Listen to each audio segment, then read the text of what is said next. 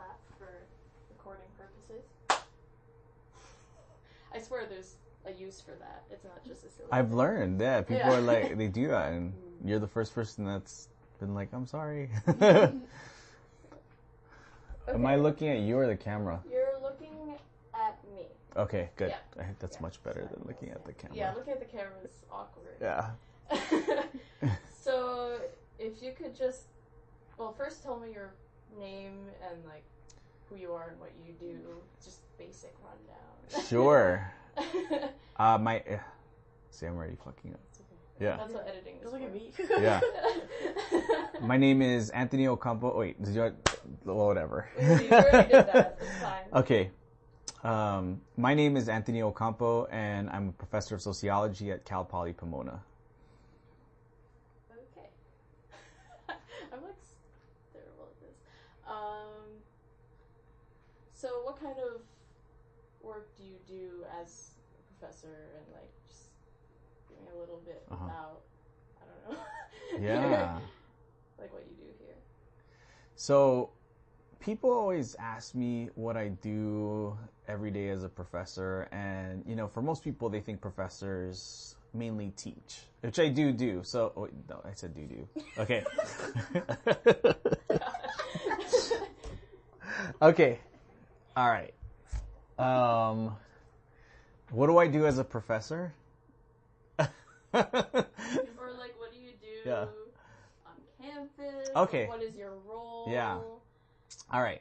So I've been a professor here at Cal Poly Pomona for about 7 years now, and in the past 7 years, I've done everything from teach classes on immigration, race, gender, statistics even.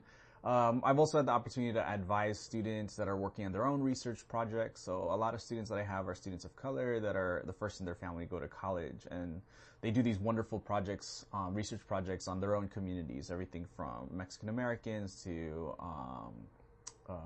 Asian American communities all throughout LA. So that's my job. Is that air conditioning gonna bother things? Should be okay, right? I can hear it. I can't control I it. guess there's literally nothing we can do about it. So Yeah. we'll just have to deal with it. That's usually how it goes. Let's see if it go. Okay. I still put on. I do. It should be fine. Okay, great. There's nothing we can do about it. So.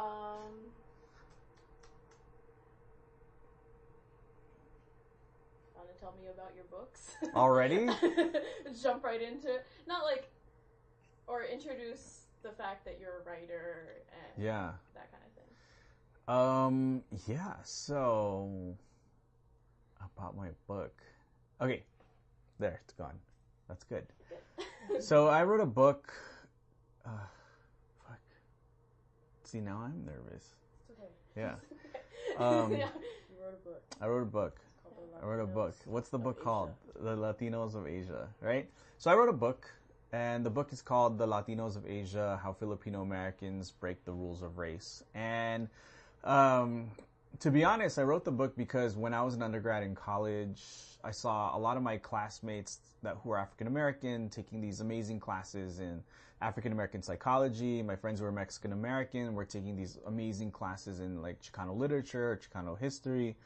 And when it came down to learning about Filipino Americans, what I noticed is that while there were Asian American studies classes within the curriculum, within the reading, there wasn't a whole lot about Filipino American stories. So I always like to tell folks that I wrote the book that I wish I had the chance to read when I was in college. Boom. Is that good? Yeah, okay. Yes. that was, okay. That was excellent. Okay. Okay. Backtracking a little bit. Mm-hmm. So, could you talk to me about sort of like your background Sure. as a person or as a Filipino? Yeah. Or basically just, your background. Sounds good. Whatever you want to tell. Yeah. So my background is like many Filipino Americans here. My mom and dad are both immigrants from the Philippines who came in the early 1980s. My dad worked in insurance for a couple years, and then he turned to real estate. And then, shockingly enough, my mom was a nurse. And so there are a few Filipino nurses that she was able to, well, let me start over. Okay. So my story is not unlike a lot of Filipino Americans. My parents came in the early, should I pause if that happens? Just tell me the truth.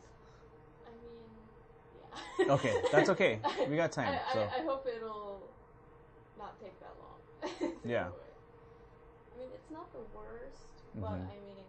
Well, you're only here once, right? So, might as well. You know. And it's a good time because class hasn't started yet. So, well, it has. Not for me, but... Yeah. When you haven't started yet? Monday. It's Monday? Lucky you. I know. Wait, because your classes here started yesterday? Today. Yeah. Oh, today. Wait, yesterday. Okay. So, Yeah. That's kind of awkward then. Thursday? Does it end also on a Thursday? I don't know. Whenever your last final is. Right, it seems like not fair to like the professors who like work. I don't know. Whatever. I'm just... So... Yeah, it's waited out a little bit. Yeah. I had never have had that happen. Okay, so background, right? Yes. Okay.